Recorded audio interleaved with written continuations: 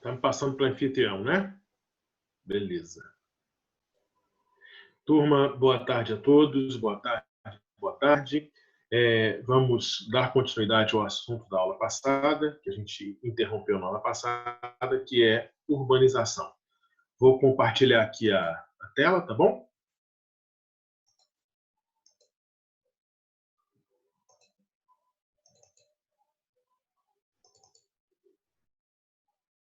Beleza. Estão visualizando? Tá tudo bem? Beleza? Sim, sim. Então, né? Tá bom, bacana. Então, vamos lá, pessoal. Na aula passada, a gente estava trabalhando aí os conceitos de urbanização e o último conceito que a gente falou foi sobre megacidade, né?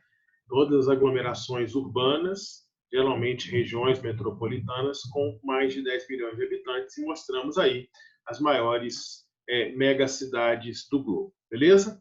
Próximo conceito, megalópole, beleza? Muita gente confunde o conceito de megalópole com megacidade. Então, acha que uma metrópole muito populosa é uma megalópole. Não, tá? Megalópole é um conceito espacial, beleza? A gente chama megalópole de a conurbação, ou seja, a junção de regiões metropolitanas, beleza? Então, a gente entende região metropolitana como sendo toda aquela região composta por uma cidade principal, que é o motor do desenvolvimento econômico, de uma série de cidades que orbitam a ela, estando ou não conurbadas a ela. Então, a gente chama região metropolitana de São Paulo, região metropolitana de Recife, região metropolitana de Rio de Janeiro, ou Grande Rio, Grande Recife, Grande São Paulo, e daí em diante, né? São muitas cidades mais a metrópole. Quando você tem um crescimento urbano numa região do país, onde duas regiões metropolitanas se encostam, ou se não se encostam, estão numa proximidade assim muito grande, quando você tem isso, duas regiões metropolitanas conurbando, aí você tem aqui a formação de uma megalópole entre a região metropolitana da metrópole A e a região metropolitana da metrópole B. Tudo bem? Legal? É isso que a gente chama de megalópole, tá? Vamos ver aqui o exemplo dos Estados Unidos, né? Nos Estados Unidos a gente tem 3 megalópolis. Chat, usa aí o chat. Qual é o nome dessa megalópole? Quem pode me dizer? Deixa eu só botar aqui para o ponteiro de novo.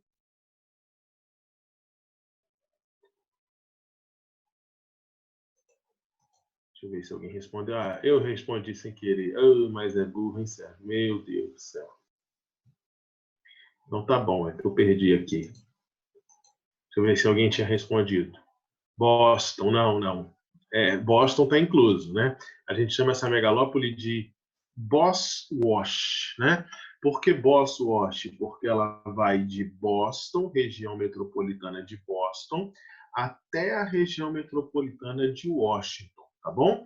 Só para vocês terem uma ideia, essa é, em área, a maior megalópole do mundo, tudo bem? Ela envolve algumas regiões metropolitanas, né? Quais regiões metropolitanas que ela envolve? Ela envolve essas aqui, ó. Imagina que isso aqui seja a região metropolitana da metrópole Boston, tá? Ela está conurbada, a região metropolitana da metrópole não é Washington, da metrópole Nova York, que está, por sua vez, conurbada a região metropolitana da metrópole, não é Washington, da metrópole Filadélfia, que está, por sua vez, agora sim, conurbada a região metropolitana, não é Washington, da metrópole Baltimore, que está, por sua vez, conurbada a região metropolitana da metrópole Washington. Então, nós temos aqui um conjunto de mais de 150 cidades e 5 metrópoles, formando uma super megalópole, a megalópole Boswash. Tranquilo? Tudo bem? Legal? Então, essa aí nordeste dos Estados Unidos, megalópole Boswash. E aqui, Chippewa. Por quê? Ela vai de Chicago, tá, até Pittsburgh, beleza? São 4 megalópolis, são 4 metrópoles, tá? Chicago, Detroit, Cleveland e Pittsburgh. Chippewa. Legal? Beleza? E aqui, Sansan, beleza, Sansan. Por quê? Ela vai ao sul, San Diego, lá ao norte, São Francisco, e no meio, a maior das metrópoles das 3, LA, Los Angeles, beleza? Então, megalópolis nos Estados Unidos. Tokaido, né? É como se chama a megalópole japonesa. Então, ela é isso aqui, ó. Vamos desenhar ela. Isso aqui tudo que vocês estão vendo, isso aqui é a imagem noturna, né? Isso aqui é a megalópole Tokaido. Olha só o tamanho dessa bichinha, tá? Ela fica fininha aqui, tá? Por conta de ser muito montanhoso, né? O território japonês, né? Então, isso aqui é a megalópole Tokaido, legal? Então, isso aqui, tudo que vocês estão vendo, ó, isso aqui é montanha, vulcão, e o caramba, tá? Então, ó, Tóquio, Yokohama, Nagoya, Kyoto, Osaka. Essa é a megalópole japonesa. Ela não é em área maior do que a norte-americana, mas ela é mais populosa, beleza? Inclusive, tem alguns livros que dizem que essa megalópole é maior. E os japoneses também dizem isso, tá? Eles dizem que essa megalópole é maior, que ela vai até aqui, ó. Ela vai até Hiroshima. Por que ela vai até Hiroshima?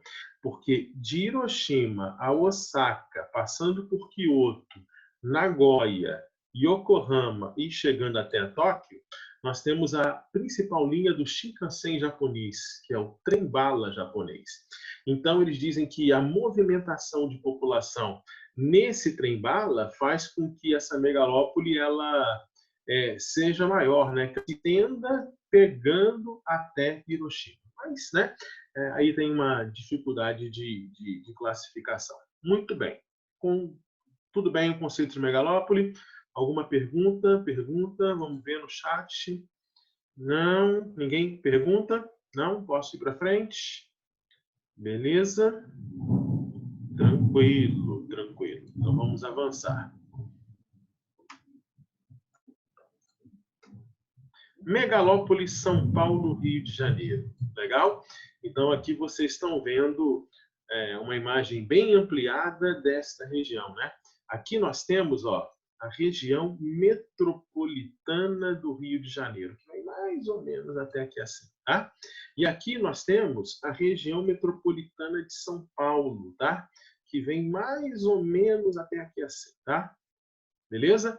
E aqui a gente tem um conjunto de cidades que vocês estão vendo, aqui um conjunto de cidades que estão numa sequência que fazem uma ligação entre essas duas megalópolis. Inclusive, aqui nós temos uma rodovia importantíssima, né, que liga Rio de Janeiro a São Paulo. Como é que é o nome dessa rodovia? A Via Dutra, beleza, né? Inclusive, acompanhando aqui a Via Dutra, nós temos um rio importantíssimo, né? Olha o rio que passa aqui. Tá? Esse rio vem até aqui, ó. Esse rio ele nasce aqui em São Paulo, mais ou menos por aqui. Ele faz uma curva aqui e ele deságua no Oceano Atlântico aqui no estado do Rio de Janeiro. Então, aqui seria a foz desse rio e aqui seria a nascente desse rio, tá?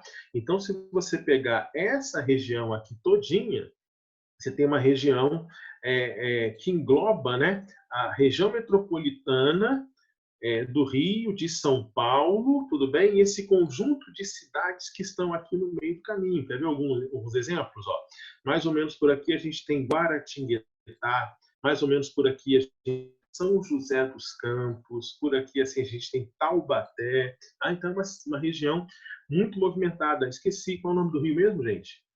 Rio Paraíba do Sul, beleza. Então, essa região que liga Rio e São Paulo, atravessada pela rodovia Via Dutra, rodovia, né,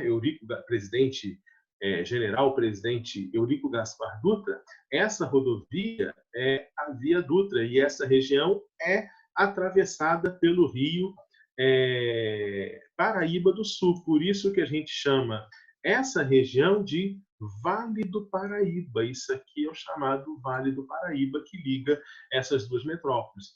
Então, a gente pode dizer que tem uma megalópole aí, embora não haja uma conurbação direta entre a região metropolitana do Rio e São Paulo, dá para dizer que existe uma megalópole. Por quê? Porque existe um eixo de ligação com muitas cidades no Vale do Paraíba, interligando essas duas regiões metropolitanas. Olha alguns dados dessa região metropolitana Rio-São Paulo, junto com esse eixo do Vale do Paraíba, da Via Dutra. Se a gente pegar isso aqui e calcular a área desse retângulo, esse retângulo ele tem uma área de apenas 0,9%, de apenas 0,9% do território nacional. Então, né, veja que é algo aí bastante muito pequenininho, né, dentro do território brasileiro. Mas dentro desse 0,9% de Brasil, que é esse retângulo aí se concentram em termos humanos 25, quase 25, né, quase um quarto da população brasileira. E desse retângulo sai daí 40% do PIB industrial, da produção industrial do Brasil. Então, a gente tem uma aí de superconcentração humana, de superconcentração econômica, aí a gente diz que essa é a nossa megalópole. Beleza? Legal? Tudo bem? Então, está aí a megalópole brasileira para a gente confiar nesse tema que é megalópole. Fechou? Próximo conceito importante, o conceito de hierarquia urbana. Hierarquia urbana é uma classificação das cidades. É uma classificação das cidades de acordo com uma série de fatores. Mas o fator mais importante é a capacidade de influência de uma cidade de acordo com a qualidade do seu equipamento terciário. Equipamento terciário a gente chama de comércio e prestações de serviços, né? Então, é uma classificação das cidades de acordo com a sua área de influência. Uma cidade terá uma área de influência tanto maior de acordo com a qualidade do seu equipamento terciário, que é comércio e serviços, incluindo a administração pública. Tudo bem? Então, há cidades que têm uma influência nacional por conta do seu equipamento terciário. São Paulo é um exemplo, Rio de Janeiro é um exemplo. Brasília é um exemplo, né, por ser a capital federal. Então, aí a gente vai dar um alto grau na hierarquia urbana dessas cidades. Mas há, inclusive, cidades, pessoal, que têm influência que extrapola o seu país, né, que extrapola o seu território e que ultrapassa o seu território e que vai além das fronteiras continentais. Aí a gente chega a chamar essas cidades de metrópoles, né? Ou cidades globais. Metrópole ou cidade global daqui, ó. Beleza? Uma definição de metrópole ou cidade global pode ser essa aqui, ó. Vamos botar aqui um vermelhinho, ó. Metrópoles que estabelecem por meio de complexas redes de transporte e de comunicações, conexões entre o território do país, do Brasil, dos Estados Unidos, etc., e a economia mundial. Tudo bem? Então, a gente disse que são as cidades mais importantes do atual estágio da globalização, beleza? São as metrópoles ou cidades globais, beleza? Existem algumas classificações, algumas formas de você classificar as metrópoles globais. A ONU ela faz, inclusive, essa classificação e a ONU utiliza alguns critérios nessa classificação. Por exemplo, alguns critérios que a ONU utiliza. Essa cidade é uma cidade que tem influência no mercado financeiro por conta, por exemplo, de uma bolsa de valores que tem lá? Nova York tem influência no mercado financeiro internacional? uma oscilação no resultado da Bolsa de Nova York influencia o mercado financeiro mundial? Sim. Qual o tanto que ela influencia? Qual o poder de influência? Eles dão uma nota de 1 a 5. Tudo bem? Então, em termos de finanças, essa cidade é classificada como 1, 2, 3, 4, 5. São Paulo influencia com qual nota, né? Tóquio influencia com qual nota, Frankfurt influencia com qual nota, tá? Aí vamos para outro fator, por exemplo. Nessa cidade há sedes de grandes empresas multinacionais? Sim. Essas empresas multinacionais têm seus tentáculos espalhados pelo mundo, ou seja, fábricas, unidades de produção, ou quando são empresas de serviço, McDonald's, por exemplo, telefonia celular, elas estão presentes no mundo? Sim. Decisões que são feitas nessa sede, nessa cidade, têm capacidade de influenciar o mundo, gerando emprego, gerando desemprego, fechando unidade produtiva, abrindo unidade produtiva? Sim. Qual a quantidade de sedes de empresas que tem nessa cidade? Dá em nota 1, 2, 3, 4 e 5. Tudo bem? Essa cidade tem influência cultural no mundo? Los Angeles tem influência cultural no mundo, no cinema, por exemplo? Paris tem influência cultural no mundo, na moda, por exemplo? Qual é a nota que essa cidade recebe? Tudo bem? É essa cidade uma outra categoria? Sede de organismos internacionais? Ou é uma cidade que é escolhida para grandes congressos, para grandes conferências? A ONU tem a sua sede em Nova York, não é isso, gente? O Parlamento Europeu tem a sua sede em Bruxelas, na Bélgica. O Rio de Janeiro já recebeu conferências como a Eco 92, como a Rio+20, na verdade, recebeu Olimpíadas. Então, tudo isso vai contando pontuação para ver o tanto que essa cidade é mais ou menos global, beleza? E outra coisa, as cidades globais, elas se autodenominam sem precisar referenciar o país. De que forma? Você fala Nova York e ponto. Você não precisa falar Nova York, Estados Unidos, correto? Você fala Paris e ponto. Você não precisa falar Paris, França. Tóquio é Tóquio. Londres é Londres. Tudo bem? Berlim é Berlim. Tudo bem? São Paulo é São Paulo. Beleza? Então ela se autorreferencia. Agora você fala assim, Unai. Aí você tem que referenciar, não é verdade? Nada contra o Unai, claro, mas o Unai você tem que referenciar. Tem que falar Unai, estado de Minas Gerais, não é isso? Região Sudeste, né? Oeste do Brasil, né? América do Sul, não é isso? Planeta Terra, né? Via Láctea, né? Então você precisa fazer uma referência dessas cidades que não são globais. Beleza? Tudo bem? Legal?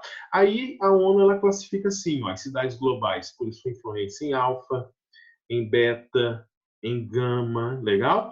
Aí a gente tem as alfa mais, as duas cidades mais globais do mundo, as mais influentes do mundo, as alfa mais, e por aí vai, tudo bem? A classificação é bem extensa, interessa mais as alfa, né?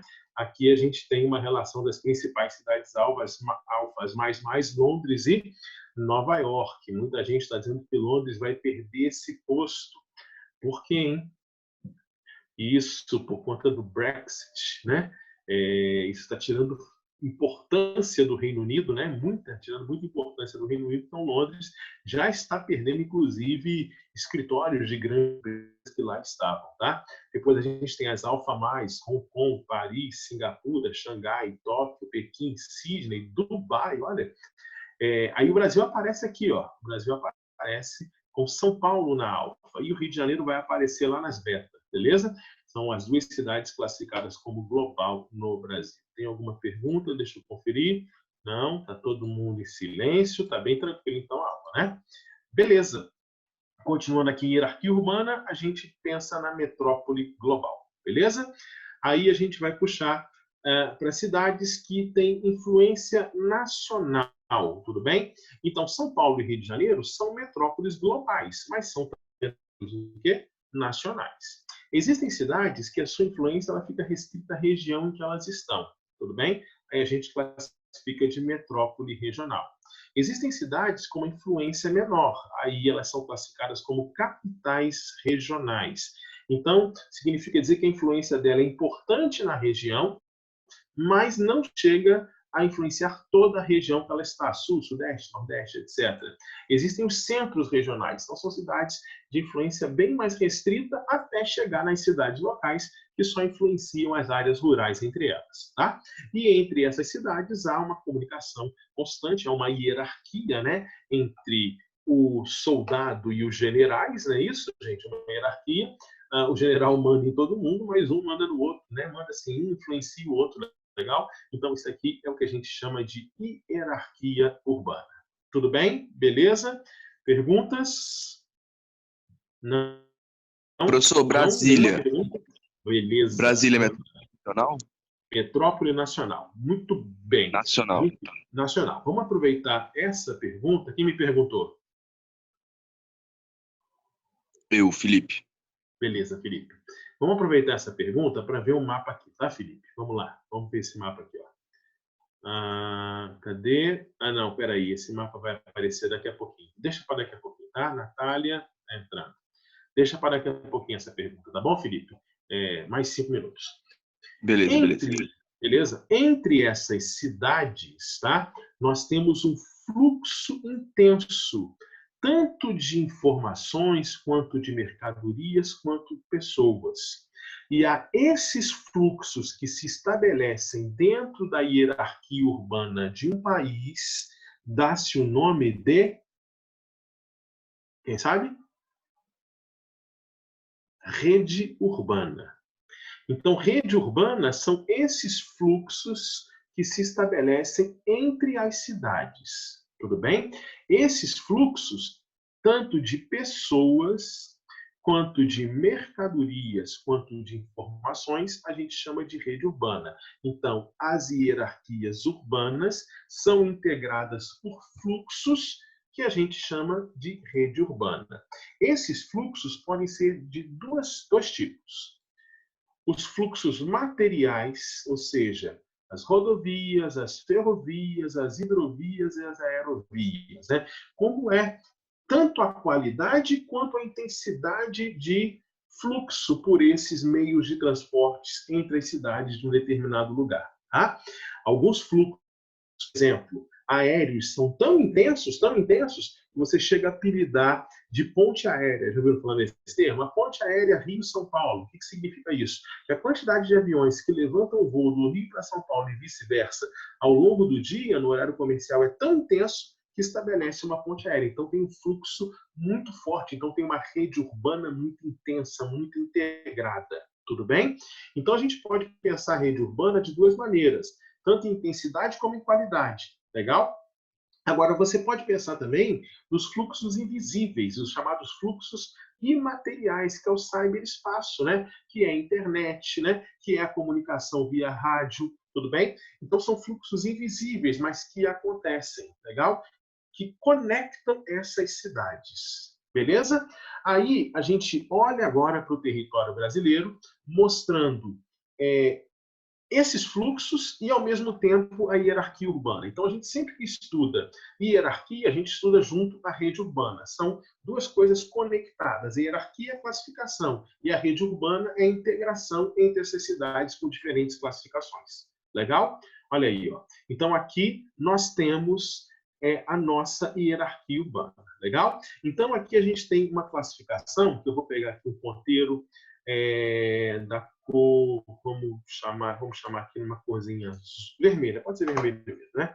Então, se vocês observarem aqui na legenda, ó, grande metrópole nacional, tudo bem? Então, o IBGE, ele está classificando aqui como grande metrópole nacional 3 cidades, né? Seriam essas 3 cidades classificadas aqui como grande metrópole, quer dizer, uma única cidade classificada como grande metrópole nacional, que é São Paulo.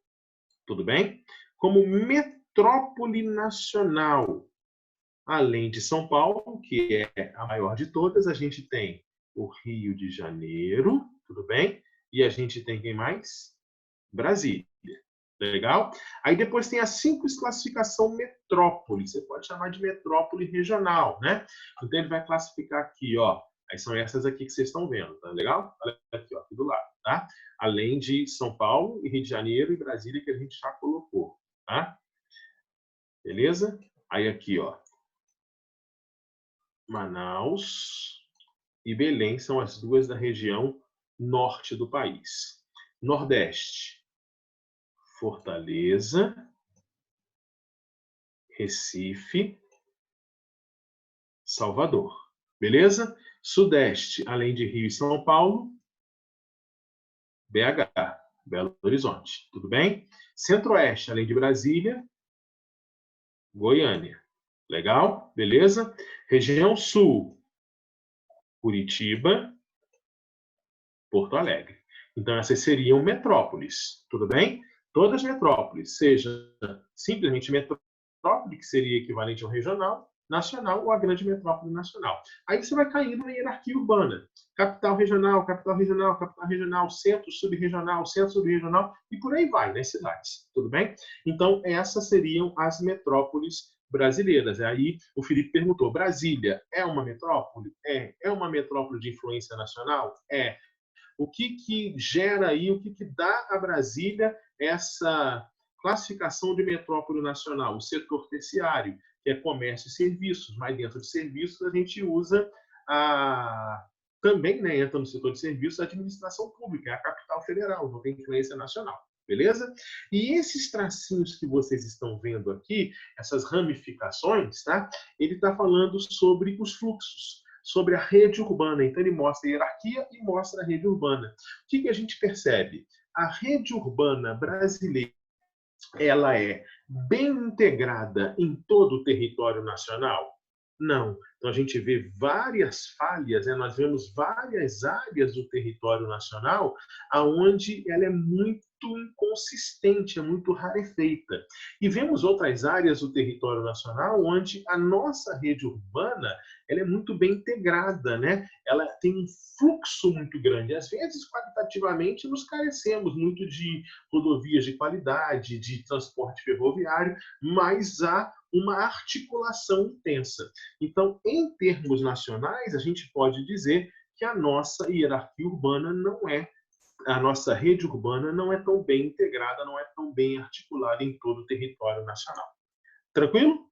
Tudo bem? Uma coisa aqui interessante. Imagina que você comprou 2 presentes, tá? Para 2 amigos seus. E você vai enviar esses presentes partindo aqui de Brasília, né? Você vai enviar via Correios, né? Seja Correio Brasileiro ou seja outras empresas que fazem transporte de mercadorias. Esses 2 amigos ou amigas suas moram em cidades diferentes. Um desses amigos mora em Tóquio, beleza? Lá no Japão. E o outro amigo seu mora na cidade de Letícia. Olha a cidade de Letícia, mais ou menos aqui, ó, na fronteira com a Colômbia. Legal? Aonde que esse presente chega primeiro? Em Letícia, Brasil ou em Tóquio? Quem responde? Qualquer um. O que vocês acham? Tóquio. Tóquio. Então, significa dizer que a integração Brasília-Tóquio é mais eficiente do que a integração Brasília em uma cidade dentro do território nacional. Por quê? Porque existem pontos onde a nossa integração, a nossa rede urbana, ela é extremamente frágil, extremamente delicada, extremamente rarefeita ou particular. Tudo bem, gente? Legal? Então, esses conceitos de rede urbana, hierarquia urbana, esse trabalho aí, essas classificações, elas são bem importantes da gente conhecer, tá? Teve uma questão uma vez no Enem que falava em região polarizada. Pode ser, né? Região polarizada. Numa questão que falava em região polarizada do Rio de Janeiro. Pode ser, porque quando você classifica a hierarquia urbana, né? Você fala de área polarizada, ou seja, a área de influência de uma determinada cidade. Tranquilo? Tudo bem? Beleza, vamos para frente. Mais alguns conceitinhos, além de rede urbana. Gentrificação, né? Está na moda falar desse conceito, né? É um processo de revitalização de espaços urbanos. Áreas urbanas degradadas. Degradadas porque são áreas socioeconomicamente deprimidas ou porque são áreas muito antigas, né? Quando esse espaço passa por uma rápida valorização, ele passa por uma revitalização, perdão, ele sofre uma rápida valorização imobiliária, beleza? Essa revitalização, ela pode acontecer por conta de ação do governo, né, das autoridades públicas, estatal, né, revitalizando uma área, ou ele pode acontecer por conta da atuação da iniciativa privada, ou podem acontecer os dois simultaneamente, né? Governo e iniciativa privada, revitalizando uma área. E aí, essa área revitalizada, de repente, tem um up aí, né? Tem uma supervalorização. Ocorrem áreas centrais degradadas, né? Normalmente centros antigos de cidades, né? Centros históricos, mas podem acontecer também em áreas periféricas. Legal? Aqui a gente tem uma região de Londres, uma região do antigo porto em Londres, né? Que era uma região que o porto já não funcionava mais, abandonada, virou área, inclusive, de tráfico de drogas, virou área onde a criminalidade era elevada para os padrões londrinos, e depois essa região foi toda revitalizada. Olha como é que ela ficou? Ela virou uma região de bares, de boates, cafés, virou uma região atrativa, então ela sofreu uma valorização. O governo libanês está iniciando uma tentativa de gentrificar, né, revitalizar a W3 Sul, né, que já foi a rua de comércio mais importante do plano piloto. Olha aqui, ó, bairro do Harlem, Nova York, né? Antes, né? Depois, né? Então você imagina, né? Essa área foi toda revitalizada, sofreu um processo de valorização, as coisas aqui ficam caras.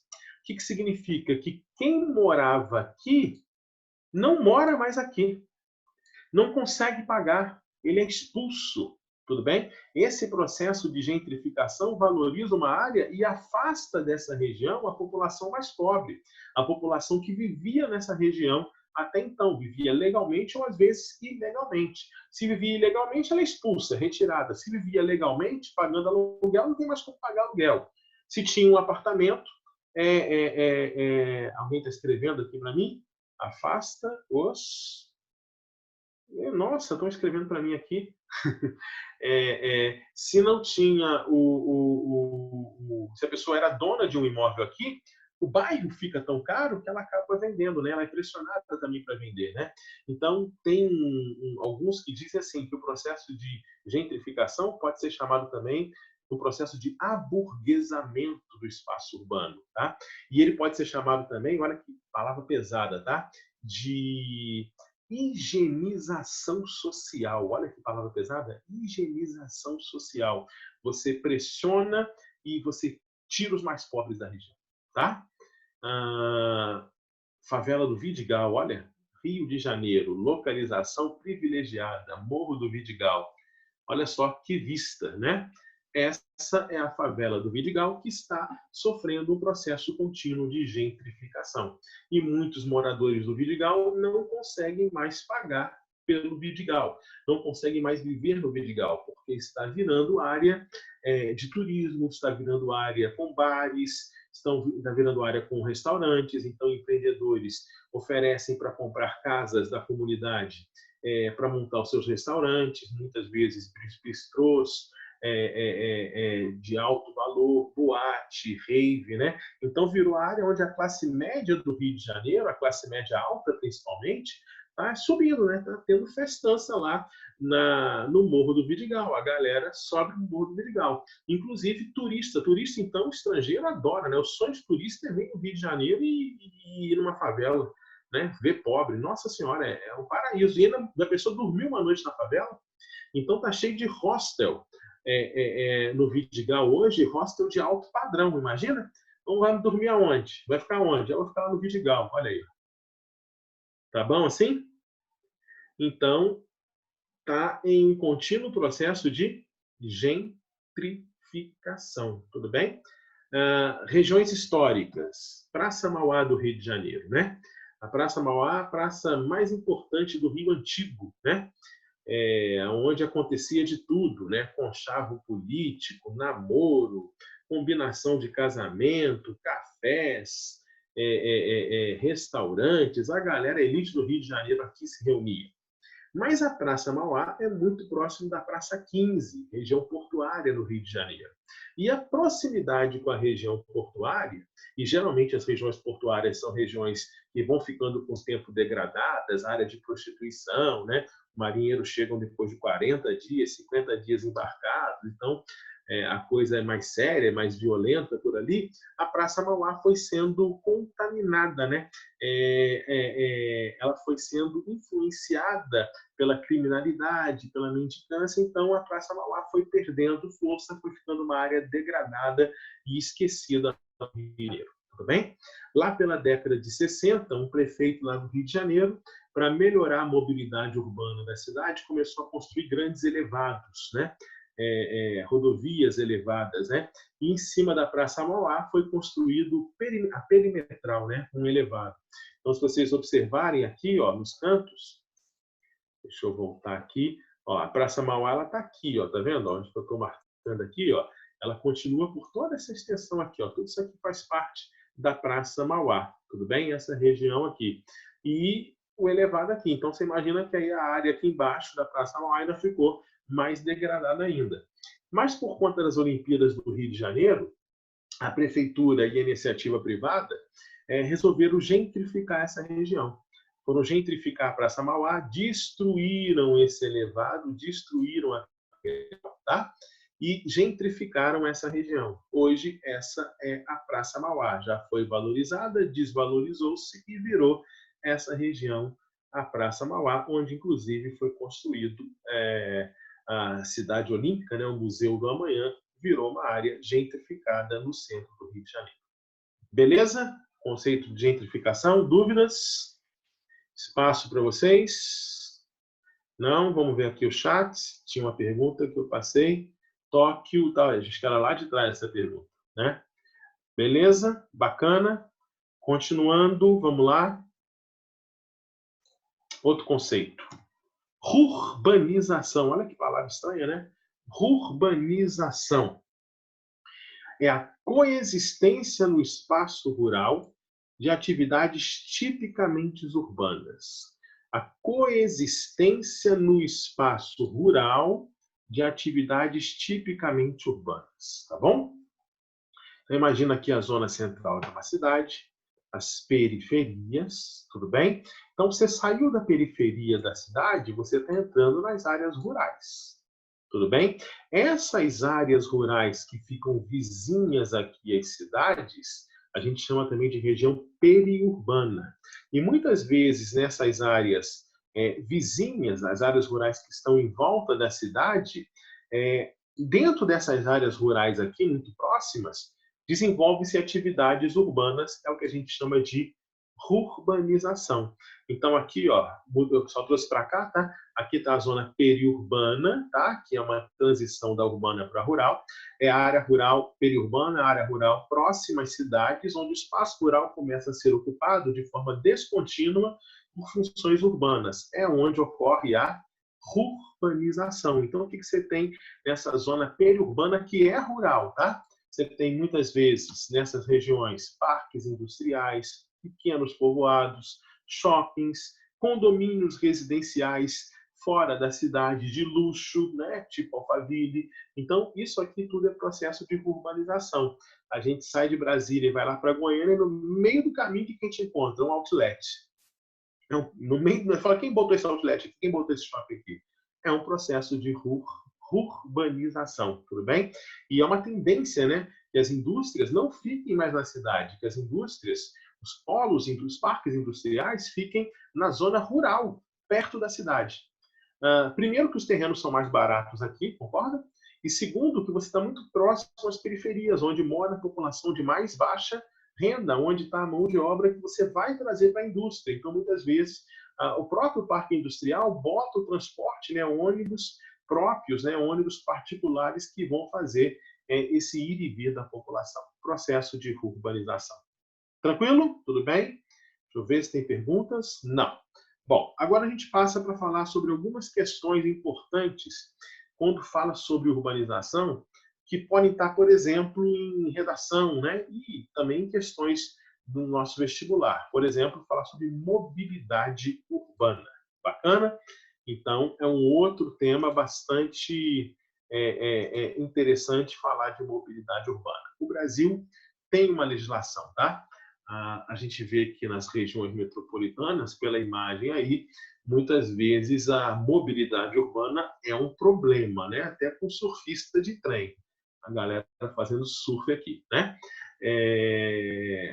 Existe uma lei, né? A chamada Lei da Política, a Lei número 12.587 de 2012, que é a Lei da Política Nacional de Mobilidade Urbana. O que essa lei exige aos municípios brasileiros, particularmente aos municípios que fazem parte das regiões metropolitanas, tá?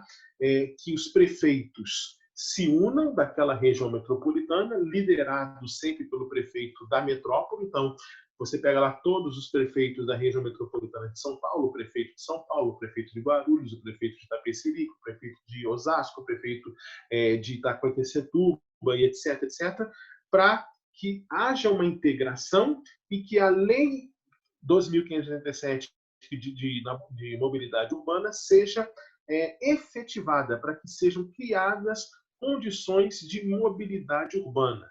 E essas condições devem prever que o desenvolvimento urbano tem que garantir integração entre os diferentes meios de transporte, acessibilidade para todos, em termos etários, em termos de mobilidade, tá?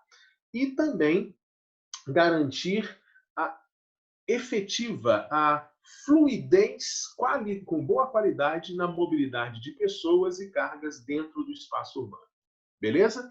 E dentro dessa política, várias ações têm que ser feitas. E essas ações, elas têm um grau de hierarquia, tá? De prioridades. Quais são as prioridades? Prioridade número 1, o pedestre. Tudo bem? Prioridade número 2, o ciclista.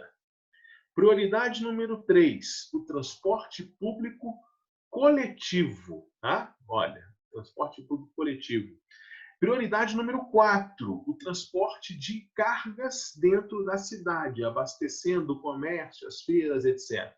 E prioridade 5 e última prioridade, o transporte individual, tanto automóveis quanto motos. Tudo bem? Então, dentro da política de desenvolvimento urbano, os investimentos têm que priorizar primeiro pedestre, depois ciclista, depois transporte coletivo, depois cargas e depois, e por último, os automóveis e motocicletas particulares, o transporte individual. Tá bom? Beleza? Para isso ser implementado, é preciso, antes de mais nada, mudar a mentalidade. Tudo bem? É preciso mudar a mentalidade, porque a nossa mentalidade é de um capitalismo individualista. Não estou falando de socialismo, não, mas estou falando de um capitalismo individualista que privilegia o transporte próprio em detrimento do coletivo. Não é isso? Que privilegia o transporte motorizado em detrimento do transporte da locomoção usando os próprios músculos, né? andando pedestre ou bicicletas. Legal? A coisa é tão arraigada, tão enraizada, né? Que a gente tem aqui uma reportagenzinha antiga do ex-prefeito de São Paulo, Paulo Maluf, que uma vez ele disse assim, ó, Maluf diz que trânsito é progresso. E aí, nas suas palavras, disse o prefeito de São Paulo, graças a Deus que tem engarrafamento, bendito engarrafamento, engarrafamento é sinal de progresso. Se temos engarrafamento, ele estava sendo questionado pelos intermináveis engarrafamentos e congestionamentos de São Paulo, ele disse, graças a Deus, se tem engarrafamento é porque tem muito carro, se tem carro é que tem progresso. Então, a mentalidade é essa, né? Cada um por si, né? A primeira-ministra do Reino Unido, a antiga primeira-ministra, a Dama de Ferro, alguém já pensou nela aí? Margaret Thatcher, né? Uma vez ela disse assim, ó, qualquer pessoa que vai de ônibus para o trabalho depois dos 30 pode se considerar um fracassado. Se tu vai de ônibus, desgraçado, é porque você não tem carro. Então, tu és um fracassado. Né? Então, para a gente poder implementar uma política dessa de desenvolvimento urbano que seja de um nível Copenhague, por exemplo, Copenhague na Dinamarca, é preciso mudar a mentalidade, beleza? Então, políticas que podem ser adotadas para a questão da mobilidade urbana, né? Como é que se diz na redação? como é que fala? Estratégia, que é? Formas de intervenção, não é isso, gente? Propostas de intervenção. Pensando nos pedestres, né? Medidas para melhorar a mobilidade urbana, pensando nos pedestres, restrição e controle ao acesso de veículos motorizados a alguns lugares da cidade. Muitas cidades europeias já usam essa estratégia. Áreas centrais são exclusivas para pedestres. Os automóveis chegam até um certo ponto do centro da cidade. Claro que para isso foram construídos muitos estacionamentos, principalmente estacionamentos subterrâneos, onde você vai com o carro até ali e depois circula até no centro da cidade, né? O que dá aí uma qualidade, né, para o centro muito maior, menos poluição, não tem o trânsito, não tem o problema de buzinas, né? Então, é uma proposta de intervenção, beleza? Bicicletas, né? Construção de ciclovias e ciclofaixas, né? O ideal é a ciclovia, né? E aí você constrói aquela área exclusiva para bicicleta. A ciclofaixa é uma gambiarra, vamos dizer assim, né? Onde você pega uma área da pista de rolamento e separa para bicicleta. Só não pode fazer ciclofaixa da morte, tipo em Águas Claras, né? Um espacinho desse tamanho para a bicicleta passar cheio de cruzamento. É um terror, né? Transporte coletivo, né? Você priorizar o transporte coletivo é importante. Uma forma bem simples e bem barata é você criar corredores exclusivos para os ônibus, né? E aqui em Brasília é um terror, né? O pessoal reclama, né? Essa faixa aqui exclusiva para ônibus quase não passa ônibus, eu parado aqui no engarrafamento. Está parado mesmo, né? Porque você priorizou o transporte individual. Tem que mudar a mentalidade, mas tem que mudar a mentalidade e melhorar, evidentemente, a qualidade do transporte coletivo. Lógico, né? Os BRTs, né? Que são os veículos rápidos, né? Que tem uma via especial, né? Bus Rapid Transit, né? Então, eles são muito interessantes, né? Eles têm embarque em nível, né? Porque as plataformas onde tem embarque, elas são suspensas, então facilita para o cadeirante. As faixas são dedicadas, ou seja, só aquela pista para esse tipo de transporte, né? Ele tem uma imagem diferenciada, ele tem um sistema de informação ao usuário, né? Você para lá na plataforma, não é o nosso não, tá? Você para na plataforma e olha lá, o ônibus que eu quero pegar chega daqui a 2 minutos e 17 segundos. E ele vai chegar em 2 minutos e 17 segundos. É a coisa mais simples hoje de se fazer com a tecnologia, né? De GPS. Então, é um exemplo, né? Você tem também os veículos leves, os VLTs, veículos leves sobre trilhos, né? Brasília ia construir para a Copa do Mundo, mas ficou só nos gastos, né? Mas nem a obra nem iniciou, ela ia passar pela W3 Sul, vindo do aeroporto, né? É como se fosse o BRT, só que é sobre trilhos, né? São veículos mais estreitos, cabem menos pessoas, mas o nível de poluição é muito menor, né? Porque ele é elétrico, né? Diferente do BRT, que são ônibus, né? Que podem ser ônibus elétricos, né? Mas de maneira geral estão queimando óleo diesel, né? Metrô, né? Os metrôs, sejam de superfície, sejam metrôs subterrâneos ou metrôs elevados, né? Como a gente vê esse aqui, né? Então, são alternativas de transporte coletivo.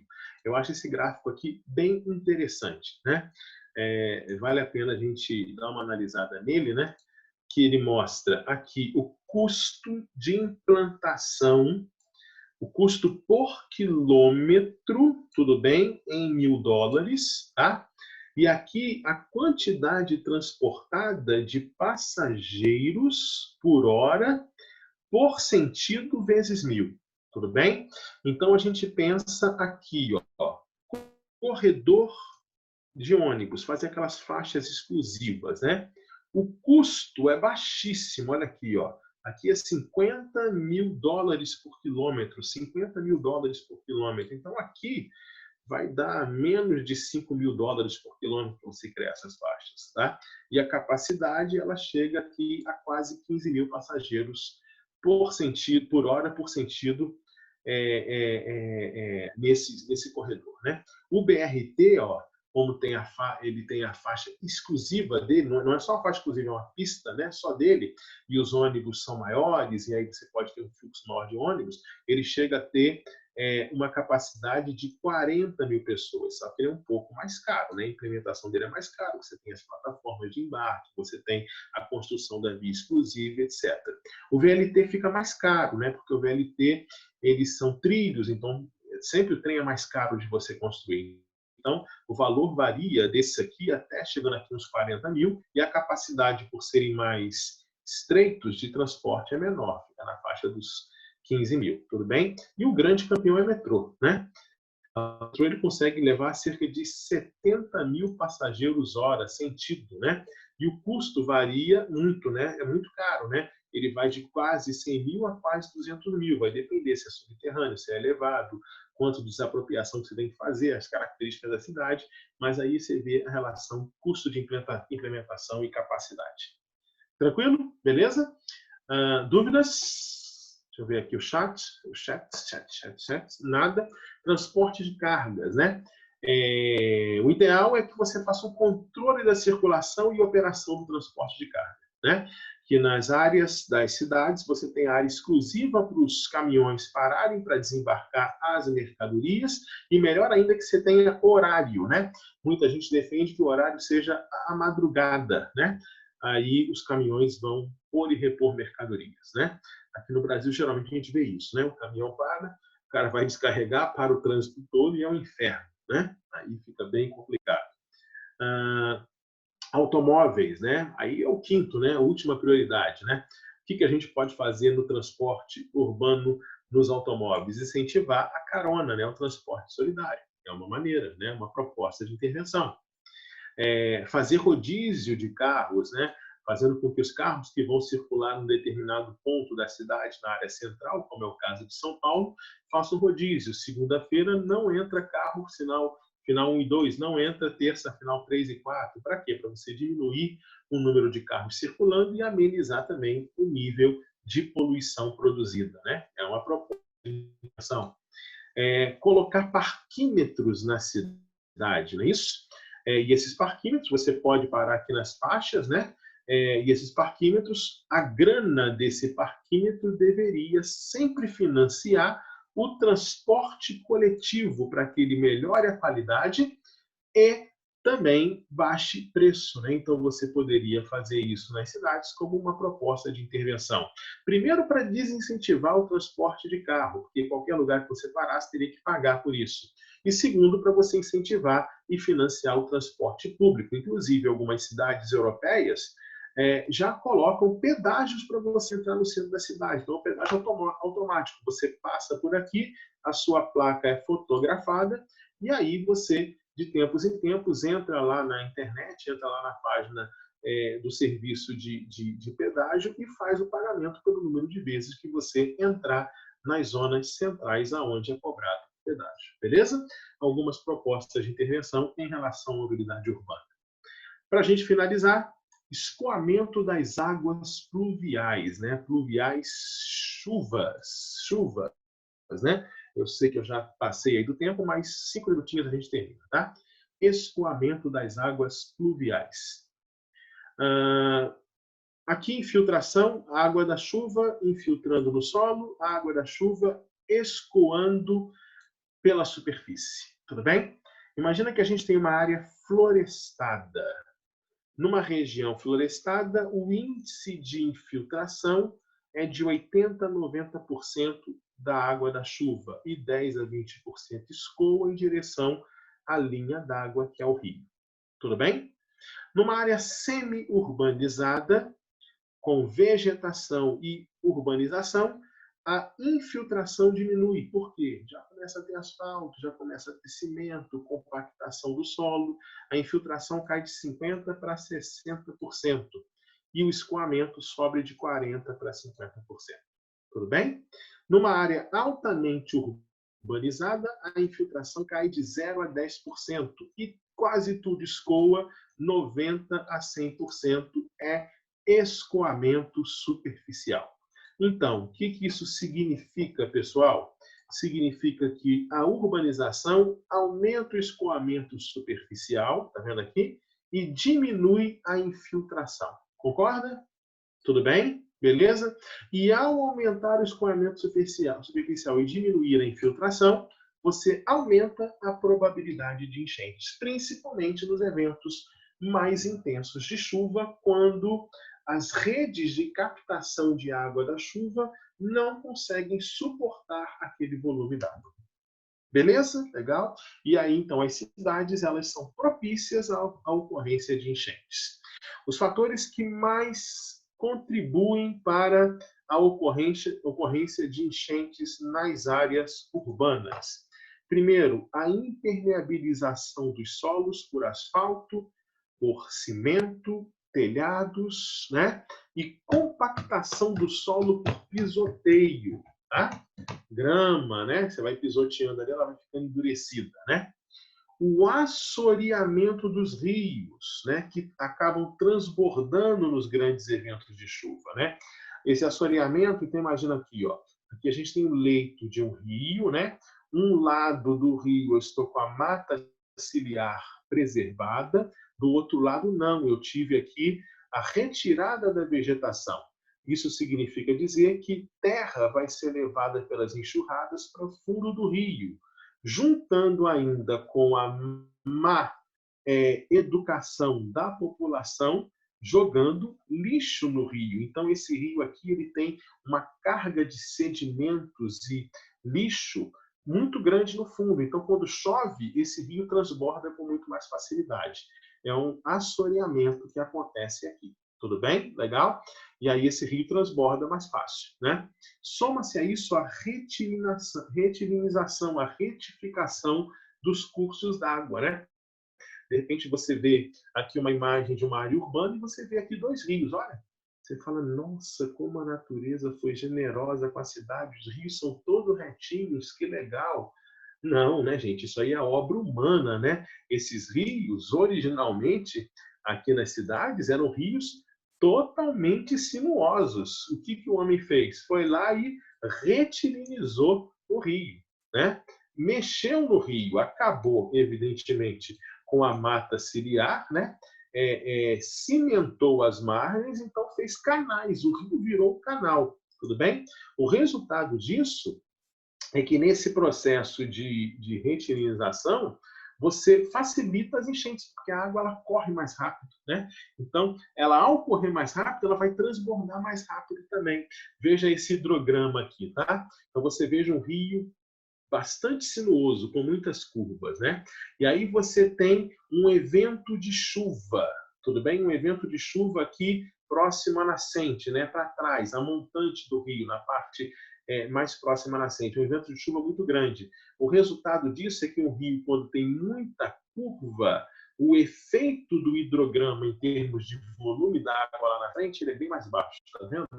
Então, aquele pico de água, ele não acontece aqui. Isso aqui até parece coisa de coronavírus, né? Vamos achatar a curva do coronavírus, né? Mas o rio aqui, ele com a sua sinuosidade, muito dessa água ela vai sendo absorvida, amortecida aqui pela mata ciliar, pelas curvas, e aí você tem um impacto menor. Rios menos retilinizados, o impacto é maior. Rios retificados, retilinizados, tipo isso aqui, esse é o resultado. Chove muito na cabeceira, a coisa transborda fácil aqui na frente. Deu para entender? Beleza? E ainda se tiver muito assoreado, facilita mais ainda. E depois as redes de águas pluviais com vazão insuficiente, né? Para volumes de chuva muito grandes, ou foram construídas planejando uma cidade de 2 milhões de habitantes, a cidade tem 10 milhões de habitantes, né? E muitas vezes essas vias estão obstruídas, né? O povo tem mania de ver um buraco aqui, bueiro, as bocas de lobo, achar que é lixo e vai jogando lixo. Então isso vai entupindo as bocas de lobo, né? Então a gente subterrânea, a gente tem que ter duas redes, né? A rede de água pluvial, para onde a água da chuva vai penetrar, e dali ela vai ser jogada no rio ou vai ser jogada no mar, depende da situação geográfica da cidade. E tem a rede de ruas. Vocês estão me escutando, gente? Estão com algum problema? Sim, estamos escutando. Estamos escutando, sim. Sim? Porque deu aqui um aviso que a minha rede estava instável, mas já voltou. E muitas vezes no Brasil não tem rede de esgoto, só tem rede de água pluvial. Então o esgoto e a rede de água pluvial se mistura. Tá? Você mistura a água da chuva que tem que ser levada para o rio com a água de esgoto que não tem que ser levada para o rio, tem que ser levada para onde? para uma rede. Então, isso é um problema aí, ó. A água sendo jogada nos rios, muitas vezes poluída. Então, chuvas muito intensas, somando todos esses fatores, lixo acumulado, aqui é um exagero, o cara botou um fusca, né? Na região aí top mesmo, né? Então, tudo isso favorece a ocorrência de enchentes. As áreas urbanas favorecem as enchentes, favorecem a ocorrência de transbordamentos. Tranquilo? Tudo bem? Estouramos, né? Deu 1h03 minutinhos, mas a gente aí trabalhou um tema bastante importante, o tema urbanização e algumas implicações. Abro agora para que vocês possam fazer as perguntas que acharem necessárias. Alguém quer falar? O chat está aberto, pode ser no microfone também, como vocês quiserem. Pode só repetir assoreamento, por favor? Beleza, assoreamento.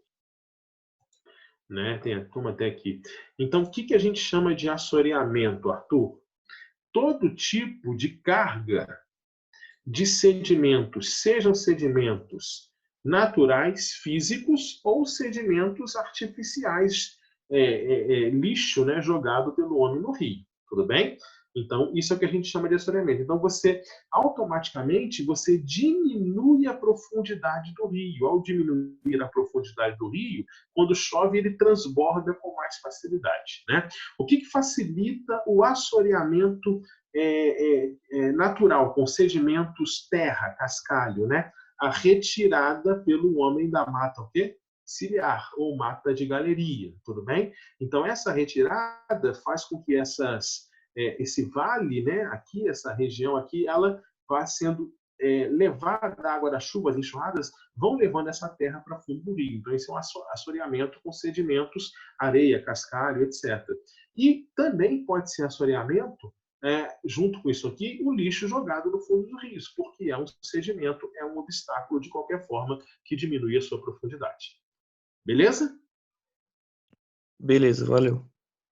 Beleza. Quem mais? Ninguém. Vou aqui no chat, nada. Então é isso, tá, gente? Tranquilo, beleza?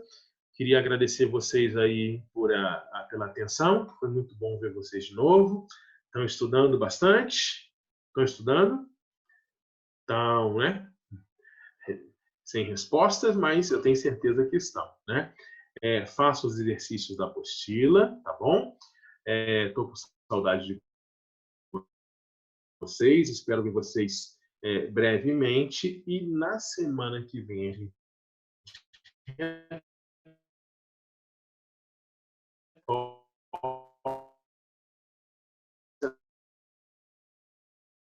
a gente vai se estender bastante nesse tema globalização. Bacana? Beleza? Tchau para vocês. Tchau. Beijo. Tchau, obrigada. Valeu, Sérgio. Professor. Valeu, professor. Estou mandando para o Alfeu para mandar para vocês